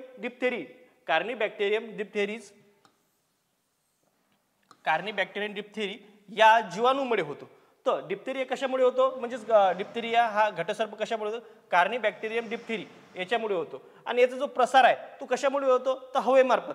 जे जीवाणू तुम्ही लक्षात ठेवा की जनरली जर बघितले जे जीवाणूजन्य रोग आहे ते हवेमार्फत पसरतात. हे या ठिकाणी लक्षात ठेवायचं जनरली. ठीक आहे, त्याच्यानंतर ते पाण्यात मिसळू शकतात, कारण ते पाण्यात पण जिवंत राहू शकतात, हवेत पण जिवंत राहू शकतात, जास्त वातावरणात जिवंत राहू शकते. हे ठिकाणी लक्षात ठेवायचं. आता प्रसार हवेमार्फत द्रवबिंदाच्या स्वरूपात होते, म्हणजे ड्रॉपलेटच्या स्वरूपात त्याचा प्रसार होऊ शकतो. आता नेक्स्ट याच्यात पॉईंट काय की अवयव कोणते आहे, श्वसन संस्था. जी आपली श्वसन संस्था आहे त्याच्यावरती ते डायरेक्ट हल्ला करतात. ठीक आहे, कोणत्या अवयवाला होतात, श्वसन संस्था. आता नेक्स्ट या ठिकाणी पॉईंट करू. लक्षण काय आहे, श्वासोच्छवासाला म्हणजे आपलं ब्रेथिंग आहे, जे आपलं श्वासोच्छवास आहे म्हणजे श्वास खाली घेणे, श्वास सोडणे. तर हे काय आहे, याच्या ठिकाणी काय, याला श्वासोच्छवासाला त्रास होतो. घसा लाल होणे, जे आपल्याला जो घसा असतो आपला हा तो लाल होणे आणि आपला श्वास घेण्यासाठी आपल्याला त्रास होणे. आता उपचार काय याच्यामध्ये, पेनिसिलिन लस म्हणजे DPT ही त्रिगुणी जी लस आहे ते या ठिकाणी वापरले जाते. या ठिकाणी लक्ष ठेवायचं. कोणते वापरले जाते या ठिकाणी उपचार म्हणून, पेनिसिलिन नावाची लस वापरली जाते. त्याला पेनिसिलिन एक DPT नावाची असते, त्यालाच आपण त्रिगुणी लस म्हणतो. ते आपण बघूच. त्याच्यानंतर डांगे खोकला बघू आपण. आता जनरली काय होते, एक TB आणि डांगे खोकला हे प्रकार पडत असतात. टीबी हा जास्त म्हणजे खतरनाक रोग आहे ॲज कम्पेअर टू डांगे खोकला. डांगे खोकला हा जास्त दिवस टिकणारा, पण आपल्याला वाटतं टीबीचाच एक हे समजा कम्पॅरिझन टू केलं तर समजा याचं जीवाणूचं नाव काय, हिमोफिलस पर्ट्युसिस. हिमोफिलस पर्ट्युसिस हे याचं नाव आहे. काय नाव आहे याचं जीवाणूचं नाव, हिमोफिलस पर्ट्युसिस याचं नाव आहे. प्रसार कशामुळे होतो तर हवेमार्फत. तुम्हाला सांगितलंच आहे जनरली जीवाणू जर मग जीवाणू कशामार्फत होतात तर प्रसार हवेमार्फत, हे या ठिकाणी लक्ष ठेवायचं. ठीक आहे. तर अवयव कोणते आहेत, तर अवयव कोणते आहेत तर शोषण संस्था. जी आपली शोषण संस्था आहे ती त्यांचा अवयव. जीवाणू हे कशावर शोषण संस्थेत सर्वात जास्त इफेक्ट करतात. ठीक आहे. त्याच्यानंतर याचा अवयव काय तो शोषण संस्था. प्रसार कशामार्फत होतो हवेमार्फत. त्याच्यानंतर याची लक्षणं काय, तीव्र खोकला व छातीत दुखणे. जे आपले समजा जे वजन कमी होणे किंवा थुंकीतून रक्त पडणे किंवा भूक मंदावणे, हे याचे जे डोकं दुखणे, समजा डोकं याच्यामध्ये पण दुखते, पण हे जे वजन कमी होणे, थुंकीतून रक्त पडणे, ही जनरली कशाची टीबीची लक्षण आहे. पण याची लक्षणं काय, फक्त तीव्र खोकला म्हणजे एकदम कोणाचं म्हणतो ना आपण जाड खोकला असतो. खोकल्यामध्ये पण प्रकार असते, कोरडा खोकला, एकदम कोरडा खोकला असतो, ओला खोकला असतो. त्याच्यामध्ये आणखीन एक जाड खोकला असतो की ज्याचा असं दन मारल्यासारखे, असं घनाच्या आपण घन कसा आपडतो त्याच्यासारखे आवाज येतो, त्याचा प्रकार आहे हा. जो समजा तीव्र खोकला म्हणजे जे जाड खोकला म्हणतो आपण त्याला, की जो असं घनाचा आवाज, घन मारल्यासारखे जो आवाज येतात की असं शरीराला असं हे एकदम आणि असं झटका मारल्यासारखं, ते आहे ते याचं डांगे खोकल्याचं लक्षण आहे असं समजून जायचं. त्याच्याने छातीत दुखते, बरोबरच आहे, कारण एवढ्या जोराने ते खोकल्यानंतर छातीत दुखणार आहे ऑब्विसली. आता नेक्स्ट बघू आपण याच्यावरती उपचार काय, डीपीटी लस. म्हणजेच ही डीपीटी लस ही जी इची लस आहे हे सुद्धा याच्यावरती उपयोगात आणली जाते, हे या ठिकाणी लक्ष ठेवायचं. नेक्स्ट बघू आता धनुर्वात म्हणजे टिटॅनस. धनुर्वात म्हणजे टिटॅनस आपल्याला माहिती असते की आपण ज्या ठिकाणी लोखंडाचं एखाद्या समजा आपल्याला कापलं किंवा एखाद्या लोखंडाचा आपल्याला समजा कोणता गिंटा लागला, जर आपलं समजा त्या ठिकाणी ब्लड निघालं, त्या ठिकाणी आपण काय करतो, पहिल्यांदा जखम धुतो, डेटॉलने जखम धुतो किंवा एखाद्या साबणाने, डेटॉल साबणाने किंवा आपल्या जनरली कोणत्याही साबणाने डेटॉल जखम धुतो, डॉक्टरकडे जातो, त्यांना दाखवतो आणि त्यानंतर टिटॅनसचं आपण इंजेक्शन घेतो. तेच हे आहे टिटॅनस. ठीक आहे. टिटॅनस म्हणजे धनुर्वात या ठिकाणी लक्षात ठेवायचं. आता याचं जीवाणूचं नाव काय, क्लॉस्ट्रिडियम टिटॅनी. हे या जीवाणूचं नाव काय, क्लॉस्ट्रिडियम टिटॅनी हे या जीवाणूचं नाव आहे. आता प्रसार कशामध्ये होतो, ओल्या जखमेतून. ओल्या जखमेतून, कारण आपली ज्यावेळेस जखम हे समजा आपल्याला समजा एखाद्या कोणता लागला तर त्यावेळेस आपल्याला काय होते, जे आपली शरीराची स्किन आहे ते फाटते आणि फाटल्यानंतर काय होते त्याच्यातून ती प्रवेश करतात. कोण, ती आपली जी जखम राहते त्या ठिकाणी नाही का ती ओली राहते, त्या जखमेतून हे टिटॅनस नावाचा म्हणजे क्लॉस्ट्रिडियम टिटॅनी नावाचा जो जीवाणू तो आतमध्ये प्रवेश करतो. प्रसार ओल्या जखमेतून होतो. त्याच्यानंतर अवयव मध्यवर्ती चेतासंस्था हे काय करते, याचा इफेक्ट काय करते, ते इथून जाते पण मध्यवर्ती म्हणजे सेंट्रल नर्वस सिस्टीम. ठीक आहे. सेंट्रल नर्वस सिस्टीम CNS या ठिकाणी जाऊन ते आपल्या सेंट्रल नर्वस सिस्टीमवर आपल्या पदवर म्हणजे आपली जे सेंट्रल नर्वस सिस्टीम असते जे आपल्या याच्यामध्ये असते स्पायनल कॉर्डमध्ये, त्याच्यावर जाऊन ते काय करतात, ते अवयवावर त्या कोणत्या तर मध्यवर्ती चेतासंस्था म्हणजे CNS वर जाऊन ते हल्ला करतात. ठीक आहे. लक्षणे काय, दातखिळी बसणे, ताप, तीव्र वेदना. तुम्ही या ठिकाणी बघितलं असेल की ज्या कोणाकोणाला काय होते की आपण जनरली काय होते की तीव्र हे म्हणजे दातखिळी बसण्याचा एक प्रकार आहे, कदाचित त्याला हे टिटॅनियस नावाचं एक हे होऊ शकतो म्हणजे असू शकतो, हे लक्षण आहे त्याची. ठीक आहे. दातखिळी बसणे, ताप येणे, तीव्र वेदना हे या ठिकाणी लक्षात ठेवायचं आपल्याला. आता नेक्स्ट याच्यावरती उपचार काय, लस काय, DPT लक्षात ठेवायचं. DPT म्हणजेच डिप्थेरिया या ठिकाणी लक्षात आहे. DPT म्हणजे काय, डी म्हणजेच डिप्थेरिया, P म्हणजेच पर्ट्युसिस. ठीक आहे. P म्हणजेच काय पर्ट्युसिस आणि T म्हणजे काय टिटॅनस.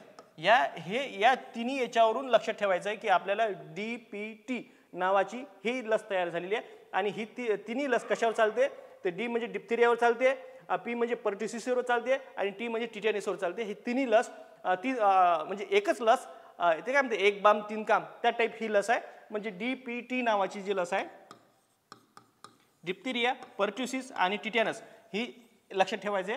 डिप्थेरिया, पर्ट्युसिस आणि टिटॅनस या तिन्ही रोगावरती हे चालते, म्हणून त्याला DPT हे नाव दिलेलं आहे, म्हणजे एक बाम तीन काम. ठीक आहे, लक्षात ठेवायचं आहे. ठीक आहे.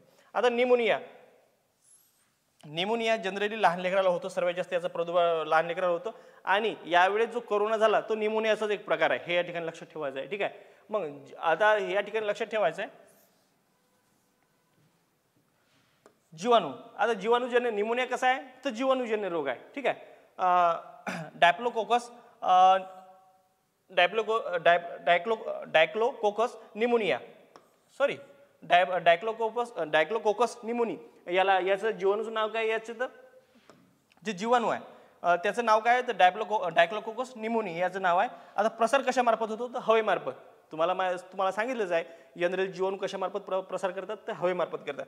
याची लक्षणे छातीत दुखणे आणि श्वसनासाठी त्रास.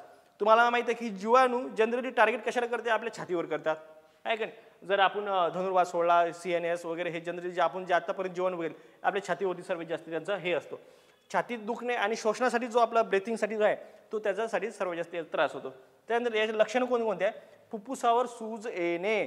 ज्या ठिकाणी समजा फुफ्फुसावर सूज येणे हे आपल्याला कसं माहीत पडतं, काही टेस्ट असतात त्या ठिकाणी टेस्ट करून ते आपल्याला माहीत पडतं की तुम्हाला निमोनिया झाला, म्हणजेच काय तुमच्या जे फुफ्फुसाचा आकार आहे ते सुजलेला आहे म्हणजे वाढलेला आहे. त्याच्यामुळे काय तुम्हाला ब्रेथिंग करण्यासाठी म्हणजे आपल्याला सर्वात महत्त्वाचा घटक म्हणजे ब्रेथिंगसाठी कोण उपयोगात असतो, फुफ्फुसच असते.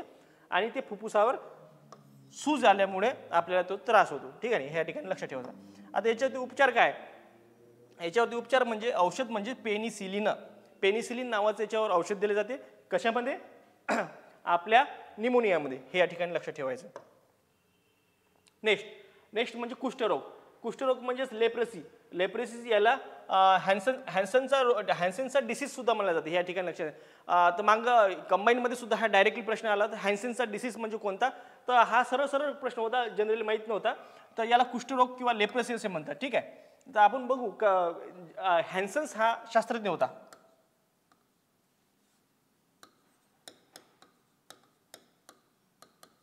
हॅन्सेन्स काय होता, हा एक शास्त्रज्ञ होता.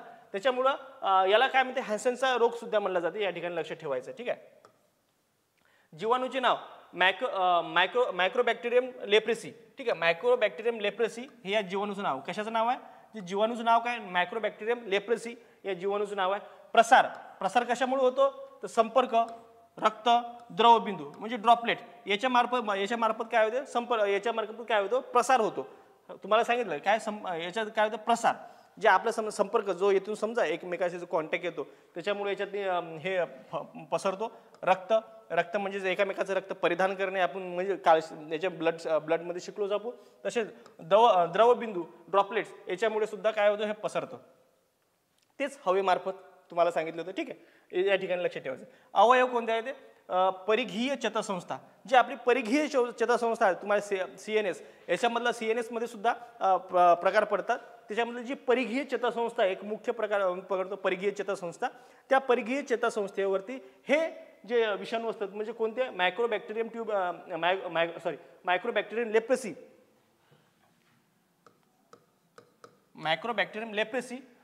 हे जे आहे, मायक्रोबॅक्टेरियम लेप्रेसी किंवा लेप्री असं म्हणलं तरी चालेल. हे जे विषाणू आहे ते आपल्याला कोणत्या परिघीय चेतासंस्थेवरती आपल्या प्रादुर्भाव करतात. हे या ठिकाणी लक्षात ठेवायचं आहे. आता नेक्स्ट याच्यामध्येच कव्हर करू की लक्षणे काय, ज्या बोट झडणे, जे आपले हात आहे ते समजा जे आपले जे पेशी आहे ते कमी होतात आणि जे आपले बोट आहे ते असे एकदम आखुडल्यासारखे असे म्हणजे सांगता येणार आहे तुम्हाला, असे झडल्यासारखे होतात. त्यांना अशा काही वस्तू उचलण्यासाठी त्रास होतो. पायाचे बोटं सुद्धा जे अंगाचे जे अवयव ते कमी सिकुडत जातात. हे या ठिकाणी लक्षात ठेवायचं. बोटे झडणे, सुरकुत्या पडणे, जे आपले शरीर आहे ते आपले शरीर आहे एकदम मथारा दिसते. समजा सुरकुत्या पडते. त्वचेवरती चट्टे येतात. जे आपली त्वचा आहे, जे शरीराची जी त्वचा आहे त्याच्यावरती काय येतात, वेगवेगळे म्हणजे पांढरे डाग पडतात, त्याला चट्टे पडणं आणि त्वचा कोरडी होते. जी आपली त्वचा आहे ते ड्राय पडते. ठीक आहे, याची ही जी लक्षणे आहे लक्षात ठेवायचं. बोटे झडणे, सुरकुत्या पडणे, त्वचेवर चट्टे येणे आणि त्वचा कोरडी पडणे. या ठिकाणी आपले जे आपले बाबा आमटे आहेत त्यांनी प्रकल्प राबवलाय गडचिरोलीमध्ये. या ठिकाणी लक्षात ठेवायचं, कारण त्यांना समाजातून काय बहिष्कृत केले जाते. त्याच्यामुळे बाबा आमटेंनी याच्यावरती संशोधन करून त्यांची सेवा करण्याच्या मार्फत एक संस्था सुद्धा उघडलेली आहे. त्याच्यानंतर उपचार याच्यावरती काय की लस उपलब्ध नाही, हे या ठिकाणी लक्षात ठेवायचं आहे. याच्यावरती खूप काम चालू आहे, पण याच्यावरती काय की ही जे असा जीवाणू की याच्यावरती लसच उपलब्ध नाही. हां, जे आता समजा औषध उपचार आहे की त्याच्यावरती डायरेक्ट समजा आपण टीबीचं जे आपण समजा शोधलं की जे त्याच्यावरती लस उपलब्ध डायरेक्ट जर केला आपण 6 महिन्यात जर केला तर टीबी पूर्णतः बरा होऊ शकतो. पण हे याचं कसं आहे की याला आपण फक्त वाढू देत नाही, जनरेट आपण तिथे स्टॉप करतो. आणि याच्यामध्ये पण 3 स्टेज पडतात. ते खूप खोलातला विषय, ते आपण डायरेक्ट आपण जे प्रश्न येतात त्या ओरिएंटेड बघू आपण. ठीक आहे, याच्यातनी काय आहे ते डॅपॅप्सोन नावाचं एक औषध उपयोगात आणलं जाते आणि क्विनोलोन हे सुद्धा वापरले जाते आणि रिफाम्सिन जे आपण बघितलं होतं मागच्या याच्यामध्ये ते सुद्धा याच्यामध्ये औषध म्हणून वापरले जाते. या व्यतिरिक्त काही जीवाणूजन्य रोगाचे नाव बघू आपण. ठीक आहे, हे तर जीवाणूजन्य आपण रोग बघितलेच. या व्यतिरिक्त सुद्धा काही काही जीवाणूजन्य रोग आहे ते सुद्धा बनवू. अँट्रॅक्स हा जीवाणूजन्य रोग आहे. जनरली याच्यावरती प्रश्न कमी येतात तरी सुद्धा हा एक आपण पॉईंट या ठिकाणी करू. अँट्रॅक्स हा बॅसिलस अँट्रॅक्सिस नावाच्या जीवाणूमुळे होतो. ठीक आहे, बॅसिलस अँथ्रॅक्सिस नावाच्या जीवाणूमुळे होतो. एक नवा आहे, नवा जो समजा जीवाणूजन्य रोग आहे गँग्रीन. ठीक आहे, त्याला गार्गिन म्हणतात. गार्गिन म्हणजे याच्यात क्लॉस्ट्रिडियम हिस्टोलिस्टियम क्लॉस्ट्रिडियम हिस्टोलायटिकम या जीवाणूमुळे होतो. त्याच्यानंतर जो 11वा आहे जो समजा आपला जीवाणूजन्य रोग आहे प्लेगचं प्रमाण सर्वात जास्त 1897 मध्ये आपल्याला माहित आहे. आपल्या ज्या सावित्रीबाई फुले आहे ते रोग्याची शुश्रूषा करता करता त्यांनी आपला जीव गमावला. 1897 मध्ये सर्वात मोठी प्लेगची साथ. त्याच्यानंतर असेच काही रँडचा किंवा वगैरे जे काय आहे समजा ते त्याच्यामुळे सर्वात जास्त प्लेग आपल्या भारतामध्ये दिसून पण आता येत नाही. ते जनरली आपले जे पिसू असतात आपल्या काय म्हणते जे उंदीर असतात त्या उंदराच्या पिसवामुळे ते पांढरे उंदीर असतात त्याच्यावरती पसरत असतो. ठीक आहे, त्याच्यामुळे होत असतात. आता प्लेगचं काय एरिसिनिया पेस्टिस नावाचा जो जीवाणू असतो त्याच्यामुळे ते पसरतात. आता नेक्स्ट कोणता आहे सिफिलिस नावाचा कशामुळे पसरतो तर ट्रिपॅनोमा पॅलिडम या जीवाणूमुळे पसरतो. आणि 13वा म्हणजे ट्रायकोमा कशामुळे मिळतो क्लॅमोडिया ट्रायकीमॅटिस याच्यामुळं हे त्याचं जीवाणू आहे तो आहे जीवाणू. आता नेक्स्ट बघू याच्यामध्ये. आता याच्यामध्येच इम्पॉर्टंट पॉईंट आपले जे महत्त्वाचे याच्यावर प्रश्न येऊ शकतात डायरेक्टली. मायकोप्लाझ्मा म्हणजेच असा जीवाणू असा बॅक्टेरिया की ज्याचा पेशीभित्तिका नसते. आपण बघितलं पेशीभित्तिका हे जीवाणू कसे असतात त्यांना पेशीभित्तिका असते पेशी रचना असते. असे काही म्हणजे जे आपले सामान्य जसं आपल्या सेलचं स्ट्रक्चर असते तशा स्ट्रक्चर सुद्धा या जीवाणूचं असते. पण मायकोप्लाझ्मा म्हणजे असा जीवाणू की असा बॅक्टेरिया की ज्यांना पेशीभित्तिका नसते या ठिकाणी लक्षात ठेवायचं आहे. दुसरा पॉईंट या ठिकाणी लक्षात ठेवायचं ॲक्टिनोमायसिस म्हणजेच बुरशीसारखे असणारे जीवाणू ज्यांना पातळ भित्तिका असते या ठिकाणी लक्षात ठेवायचं. ॲक्टिनोमायसिस म्हणजे आता मायकोप्लाझ्मा म्हणजेच काय की असे जीवाणू अशीच बॅक्टेरिया की ज्यांना पेशीभित्तिका नसते या ठिकाणी लक्षात ठेवायचं नसते. आणि अँटिनोमायसिस म्हणजे बुरशीसारखे असणारे जीवाणू की ज्यांना पातळ भित्तिका असते या ठिकाणी हे लक्षात ठेवायचं आहे. ठीक आहे, ज्यात मुरामिक आम्ल हे असते. ठीक आहे, या ठिकाणी लक्षात ठेवायचं. आणि रिकेटियासिस हे एक जीवाणूचेच प्रकार आहे. रिकेटियासिस हे एक जीवाणूचेच प्रकार आहे परंतु ते अतिशय सूक्ष्म आहेत ज्यामुळे आपल्याला ताप येतो हे या ठिकाणी लक्षात ठेवायचं आहे. नेक्स्ट आहे जीवाणू हे सृष्टी मोनेरामध्ये येतात. तर जीवाणू कोणत्या एका किंगडममध्ये येतात सृष्टी कशामध्ये येतात मोनेरा हे या ठिकाणी लक्षात ठेवायचं. कशामध्ये येतात तर सृष्टी मोनेरामध्ये येतात. त्यांच्यामध्ये DNA व RNA दोन्ही असू शकतात. हे या ठिकाणी लक्षात ठेवायचं. त्याच्यामध्ये काय असतं जीवाणूमध्ये DNA असू शकतात व RNA सुद्धा किंवा दोन्हीही असू शकतात. DNA असू शकतात किंवा RNA किंवा दोन्हीही असू शकतात हे या ठिकाणी लक्षात ठेवायचं. ठीक आहे, त्याच्यानंतर लेप्टोस्पायरोसिस हा रोग लेप्टोपायरा ह्या जीवाणूमुळे होतो. लेप्टोपायरोसिस हा जो रोग आहे तो लेप्टोपायरा या जीवाणूमुळे होतो हे या ठिकाणी सुद्धा लक्षात ठेवायचं. जीवाणू हे कुकी व बॅसिलस या दोन रूपात आढळतात. कोकी व बॅसिलस या दोन रूपात आढळतात हे या ठिकाणी लक्षात ठेवायचे. जीवाणू आहे त्याचा आढळ कशा प्रकारे असतो त्याचं स्ट्रक्चर कसं असते त्याचं दोन नाव दिलेलं आहे एक कुकी आणि बॅसिलस. त्याच्यानंतर कुकी म्हणजेच गोलाकार जीवाणू या ठिकाणी लक्षात ठेवा. कुकी म्हणजे गोलाकार जीवाणू ते आपण म्हणत नाही बिस्किटला कुकीज नाव तशा पद्धतीने तुम्ही लक्षात ठेवू शकता शॉर्टमध्ये. ठीक आहे, त्याच्यानंतर बॅसिलस म्हणजे दंडाकृती रचना असलेले. कुकी म्हणजे काय जे गोल असतात आणि दंडाकृती म्हणजे काय अशा पद्धतीचे या ठिकाणी लक्षात ठेवायचं आहे. दंडाकृती रचना असलेले जीवाणू. त्याच्यानंतर अँटीबायोटिक ड्रग्स म्हणजे जे जीवाणू विरोधात काम करतात त्यांना अँटीबायोटिक ड्रग्स असे म्हणतात. या ठिकाणी हा पॉईंट आपण कव्हर केलेला आहे. जीवाणू आणि जीवाणूजन्य रोग तुम्हाला लक्षात आलेच असेल. थोडक्यात आपण फास्टमध्ये याची रिव्हिजन आपण काय काय आज शिकलो या ठिकाणी आपण बघू. ठीक आहे, IBPS आणि TCS मध्ये याच्यावरती सर्वात जास्त म्हणजे जनरली आता जो आपल्या समजा येणारा हे आहे जे येणारी परीक्षा आहे 40 आणि 50 आरोग्य सेवक याच्यावरती सर्वात जास्त भर राहील. जीवाणूजन्य रोग बघितले त्याच्यामध्ये आपण जीवाणूजन्यमध्ये कोणते ते जीवाणूमध्ये बॅक्टेरिया याच्यामध्ये काय ते साधारणतः एक पेशी असतात. विषाणूपेक्षा आकाराने मोठे असतात म्हणजे विषाणूचा आकार हा लहान असतो म्हणजे विषाणूपेक्षा हे जीवाणू कसे असतात मोठे असतात ॲज कम्पेअर टू विषाणू. जीवाणूमध्ये केंद्रके नसते या ठिकाणी लक्षात ठेवायचं आहे. या ठिकाणी याला काय याच्यामध्ये केंद्रके नसते त्याच्यामुळेच काय गुणसूत्रे हे मुक्त असतात हे या ठिकाणी लक्षात ठेवायचं आहे.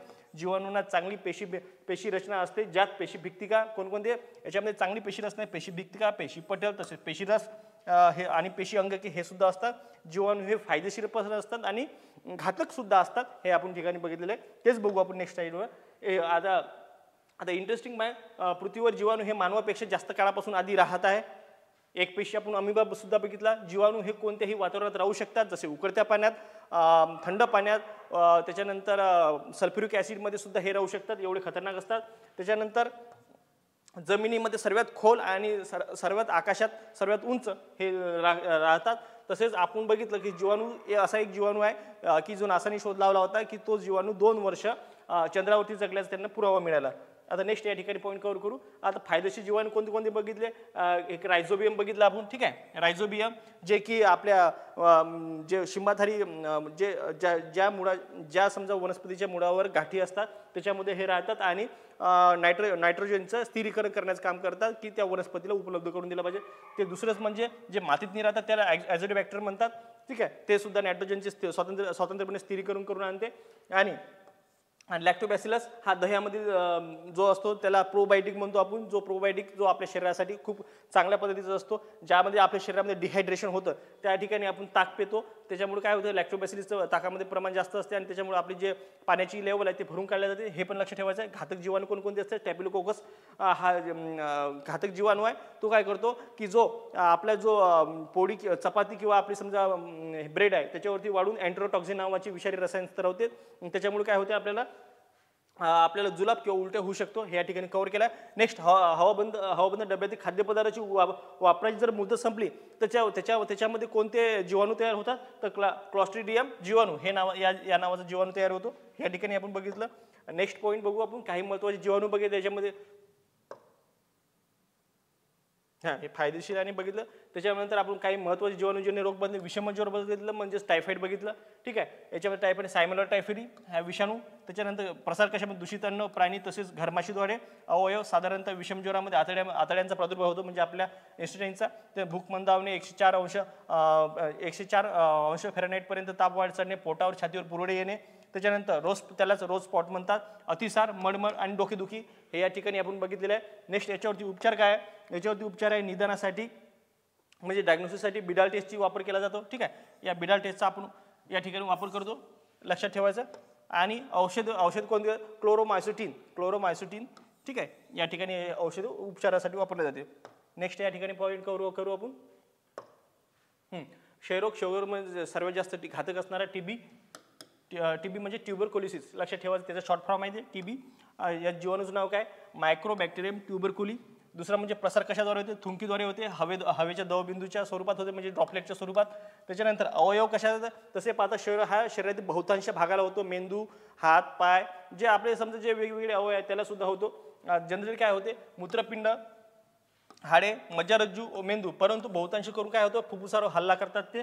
याची लक्षणं कशी आहे खोकला 2 आठवड्यापेक्षा जास्त काळ ताप छातीत दुखणे व थुंकीतून रक्त पडणे वजन कमी होणे इत्यादी त्याचे काय लक्षण आहे. उपचार कोणत्यासाठी तर एक्सरे उपचारासाठी म्हणजे डायग्नोसिससाठी कोणते उपयोगात आणले जातात तर एक्सरे किंवा ट्युरेक्युलिन नावाची एक टेस्ट असते ते वापरले जाते. आणि याच्यावरती औषध कोणते उपयोग केले स्ट्रेप्टोमायसिन नावाचे औषध असते. जनरली ते सरकारी दवाखान्यामध्ये किंवा सिव्हिल हॉस्पिटलला आपल्याला ते फ्रीमध्ये भेटतात ठीक आहे. आणि लस जर बघितली BCG लस म्हणजे BCG म्हणजे बॅसिलस कॅलेमिटी गॉयटिन नावाची एक लस असते ते या ठिकाणी उपयोग केला जाते ठीक आहे. आता नेक्स्ट बघू. शेळ्याचा जीवाणू कोणी शोधून काढला तर रॉबर्ट कॉक या शास्त्रज्ञांनी शोधून काढला. कधी शोधून काढला 24 मार्च 1882 मध्ये शोधून काढला. त्यामुळेच काय 24 मार्च हा TB डे म्हणून आपण साजरा करतो. म्हणजे ते ॲक्च्युली साजरा करणे म्हणजे त्याचं कारण काय अवेअरनेस आपल्याला हे करणे अवेअरनेस फैलवणे आपल्या समाजामध्ये. सध्या क्षय हा अतिशय संसर्गजन्य रोग गणला जातो ठीक आहे.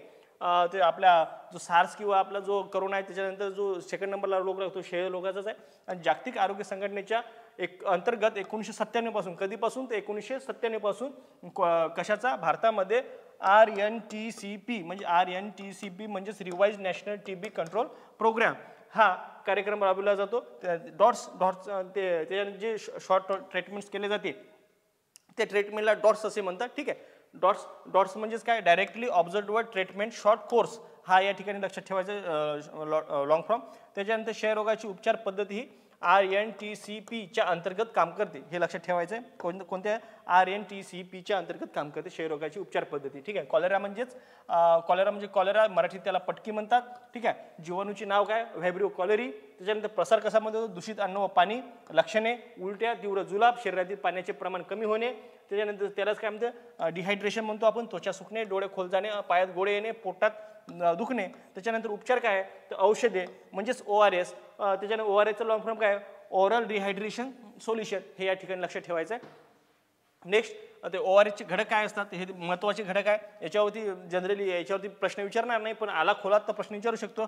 याच्यावरती याच्यामध्ये क्लोस्ट्रिडियम क्लोराईड हे लक्षात ठेवायचं. सोडियम क्लोराईड, पोटॅशियम क्लोराईड हे 2 लक्षात ठेवायचं. तिसरं म्हणजे ग्लुकोज आणि चौथं म्हणजे ट्रायसोडियम सायट्रेट हे लक्षात ठेवायचं. 4 येतात. ठीक आहे, त्याच्यानंतर घटसर्पामध्ये काय येतं, त्याला डिप्थेरिया म्हणतात. जीवाणूचे नाव कार्नी बॅक्टेरिया, जे आपण DPT बघितलं तोच हा DPT मधला एक प्रकार आहे. ठीक आहे, हां DPT या ठिकाणी लक्षात ठेवायचं. हे बघा, घटसर्प म्हणजे डिप्थेरिया. जीवाणूचे नाव काय, कार्नोबॅक्टेरियम डिप्थेरी. प्रसार कशामार्फत होतो, तर हवेमार्फत द्रवबिंदूच्या स्वरूपात म्हणजे ड्रॉपलेटच्या स्वरूपात. त्याच्यानंतर अवयव कोणतं काम करतात, अवयव याच्यामध्ये कोणतं काम करतात. ठीक आहे, अवयव म्हणजे श्वसन संस्था याच्यामध्ये काम करते. श्वसन संस्थेमध्ये जास्त हे प्रादुर्भाव करतो. याचे लक्षण कोणते आहे, लक्षणे श्वासोच्छवासाला त्रास होणे, घसा लाल होणे, हे याची काय लक्षणे आहे. त्याच्याने उपचार कोणते, औषधी पेनिसिलिन नावाची लस आणि DPT ही त्रिगुणी लस याच्यावरती उपचार म्हणून वापरले जाते, हे या ठिकाणी लक्ष ठेवायचं आहे. ठीक आहे, हे आपण बघितलेलंच आहे. आता डांग्या खोकला म्हणजेच पर्ट्युसिस म्हणजे ओरपिंग कफ, तर याला पण ओरपिंग कफ म्हणते किंवा पर्ट्युसिस म्हणलं त्यालाच डांग्या खोकला म्हणतो. याचा जीवाणू कोणता आहे, जीवाणू काय तर हिमोफिलस पर्ट्युसिस ह्याचं जीवाणूचं नाव आहे. तर प्रसार हवेमार्फतच होतो. जनरली जीवाणू हे हवेमार्फत पसरतात. अवयव श्वसन संस्थेवर आपल्या, आणि जनरली हे सर्वात जास्त प्रादुर्भाव कशावर करतो, श्वसन संस्थेवर करतो. याची लक्षणे तीव्र खोकला, छातीत दुखणे. उपचार काय आहे, लस DPT डिप्टेरिया, पर्ट्युसिस आणि टिटॅनस हे 3 लक्षात ठेवायचे यावरून. ठीक आहे, असं लॉंग फॉर्म विचारू शकतो तुम्हाला. आता धनुर्वात म्हणजे टिटॅनस. जीवाणूचे नाव काय, क्लोस्ट्रिडियम टिटॅनी या जीवाणूचं नाव आहे. प्रसार कशामध्ये होतो, ओल्या जखमेतून होतो. जे आपली जखम लागलेली असते ओल्या जखमेतून होतो. ते अवयव कोणती, मध्यवर्ती चेतासंस्था म्हणजे CNS सेंट्रल नर्वस सिस्टीम. त्याला मध्यवर्ती चेतासंस्थेचे काय म्हणलं जाते, सेंट्रल नर्वस सिस्टीमवर याचे हे असतात, प्रादुर्भाव होतो. तर लक्षणे काय, दातखिळी बसणे, ताप व तीव्र वेदना. जे आपल्या दातखिळी बसणे आणि ताप येणे आणि तीव्र वेदना होणे ते याच्यामध्ये होतात. आता उपचार म्हणजे लस म्हणजे काय, DPT जे डिप्थेरिया, पर्ट्युसिस आणि टिटॅनस हे जे लस वापरले जाते त्याला त्रिगुणी लस म्हणतात, हे लक्षात ठेवायचं. कारण त्रिगुणी का बरं म्हणते, की तिन्ही आपल्या रोगावरती एकच औषध चालते, पण त्रिगुणी लस म्हणतात त्याला. निमोनियालाच जीवाणूचं नाव काय, डिप्लोकोकस निमोनी ह्या जीवाणूचं नाव आहे. त्याच्यानंतर प्रसार हवेमार्फत होतो. लक्षणे काय याची, छातीत दुखणे, श्वसनासाठी त्रास होणे. त्याच्यानंतर अवयव फुफ्फुसावर सूज येणे. उपचार म्हणजे औषधी आणि पेनिसिलिन. उपचार काय, औषध काय, पेनिसिलिन नावाचं याच्यावरती औषध उपचार केला जातो. कुष्ठरोग म्हणजे लेप्रेसी, यालाच हॅसेन्स डिसीज असे म्हणतात. हॅसेन्स डिसीज का बरं, तर हॅसेन नावाचं एक शास्त्रज्ञ त्यांना त्या डिसीजचा शोध लावला, तर म्हणजे हॅसेन्स डिसीज हा सुद्धा याला म्हणलं जाते. ठीक आहे, जीवाणूचं नाव काय, मायक्रोबॅक्टेरियम लेप्रेसी किंवा मायक्रोबॅक्टेरियम लेप्री असे याचं जीवाणूचं नाव आहे. ठीक आहे, मायक्रोबॅक्टेरियम लेप्री. त्याच्यानंतर संपर्कामुळे होतो रक्त आणि द्रवबिंदू. ठीक आहे, ड्रॉपलेट्समध्ये होतो. त्याचा अवयव परिघीय चेतासंस्था लक्षात ठेवायचं. परिघीय जी आपली चेतासंस्था असते त्याच्यावरती याचा परिभाव होतो किंवा अवयव त्याच्यावरती इफेक्टिव्ह करतात. ते लक्षणे बोटे झडणे, सुरकुत्या पडणे, त्वचेवर चट्टे पडणे आणि जी आपली स्किन आहे ती ड्राय होणे, हे याची काही लक्षण आहे. याच्यावरती उपचार म्हणजे लस उपलब्ध नाही हे या ठिकाणी लक्षात ठेवायचं. तरी आपण कोणत्या कोणत्या लस वापरतो त्याच्यासाठी औषध म्हणून डिपेप्सोन आणि क्विनोलोनिस आणि रिफाम्सिन हे आपण या ठिकाणी वापरतो. या व्यतिरिक्त काही जीवाणूजन्य रोग बघू आपण कोणकोणते मध्ये अँथ्रॅक्स बघितलं, ते बॅसिलस अँथ्रॅसिस, त्याच्यानंतर गार्गिन बघितलं, त्यानंतर क्लॉस्ट्रिडियम हिस्टोलायटिकम हे बघितलं, त्याच्यानंतर प्लेग कशामुळे होतं, एरिसिनिया पेस्टिस याच्यामुळे होतं, त्याच्यानंतर सिफिलिस कशामुळे होतो, ट्रॅपिनोमा पॉलिडियम याच्यामुळे होतं, लक्षात ठेवायचं. आणि ट्रायकोमा हे कशामुळे होतं, क्लॅमेडिया ट्रायकीमॅटिस याच्यामुळे होतं, हे या ठिकाणी लक्षात ठेवायचं. हां, आणि इम्पॉर्टंट पॉईंट याच्यामध्ये काय सांगितलं, मायक्रोप्लाझ्मा म्हणजेच असे जीवाणू किंवा असे बॅक्टेरिया की ज्यांना पेशीभित्तिका ही नसते. आणि याच्यामुळे याच्या विरुद्ध कोणतं, अँटिनोमायसिस म्हणजे ज्या बुरशीसारखे असणारे जीवाणू की ज्यांना पेशीभित्तिका पातळ असते त्यांना पण असते. त्यांना म्युरोमिक त्याच्यामध्ये काय असते, म्युरोमिक आम्ल असते. त्याच्यानंतर रिकेस्टेसियस हे एक जीवाणूजन्याचेच प्रकार आहे, परंतु अतिशय सूक्ष्म आहे, ज्यामुळे ताप येतो आपल्याला. ताप कशामुळे होतं, रिकेस्टेसिसमुळे होतं. त्याच्यानंतर जीवाणू हे सृष्टी मोनेरामध्ये येतात. कोणत्या सृष्टीमध्ये येतात, मोनेरामध्ये, हे या ठिकाणी लक्षात ठेवायचं. स्ट्रेट फॉरवर्ड प्रश्न आहे. कोणत्या याच्यामध्ये सृष्टीमध्ये येतात, मोनेरामध्ये येते. यांच्यामध्ये DNA RNA व दोन्ही असू शकतात. DNA असू शकतात किंवा RNA असू शकते किंवा दोन्ही पण असू शकतात. ठीक आहे, असू शकतात. आता लेप्टोस्पायरोसिस हा रोग लेप्टोपायरा या जीवाणूमुळे होतो, हे या ठिकाणी लक्षात ठेवायचं. जीवाणू हे कुकी म्हणजेच गोल जीवाणू कसे असतात, कुकी किंवा दंडगोलाकार असे असू शकतात. ठीक आहे, या दोन स्वरूपात आढळतात. कुकीज म्हणजे गोलाकार म्हणजेच हे तुम्हाला लक्षात ठेवायसाठी, जे आपले बिस्किट आपण ते कुकीज म्हणतो, आणि दंडगोलाकार म्हणजे हे अशा पद्धतीचं असतं. ठीक आहे, आपल्या दंडासारखे समजा लक्षात ठेवायचं, असे दंडाकृती असतात, लक्षात ठेवायचं. आणि कुकीज दंडाकृती रचना असलेले जीवाणू असतात. अँटीबायोटिक ड्रग म्हणजे जीवाणू विरोधात काम करणारे ड्रग्स, त्यांना अँटीबायोटिक असे म्हणतात. या ठिकाणी आपलं लेक्चर या ठिकाणी संपलेलं आहे. तुम्ही नक्कीच सांगा आपलं लेक्चर कसं वाटलं. आणि जे आपली जे नेक्स्ट जे लेक्चर आहे 1 तारखेपासून हे आपले लेक्चर नवीन चॅनलवरती ओपन करणार आहे आपण. नवीन जे चॅनल आहे ते डिस्क्रिप्शन बॉक्समध्ये तुम्हाला लिंक दिली, ते सबस्क्रिप्शन करून ठेवा. म्हणजेच की तुम्हाला येणारे जे 1 तारखेपासून जे लेक्चर्स आहे, जे तुम्हाला उपयोगाचं फ्री लेक्चरची सिरीज आहे, ते सर्वांनी त्याचा लाभ घ्या तुम्ही. तसेच तुम्हाला यामध्ये काही जे सजेशन सुद्धा तुम्ही कमेंट बॉक्समध्ये सजेशन सुरू शकता. या ठिकाणी मी थांबतो. जय हिंद, जय महाराष्ट्र, धन्यवाद.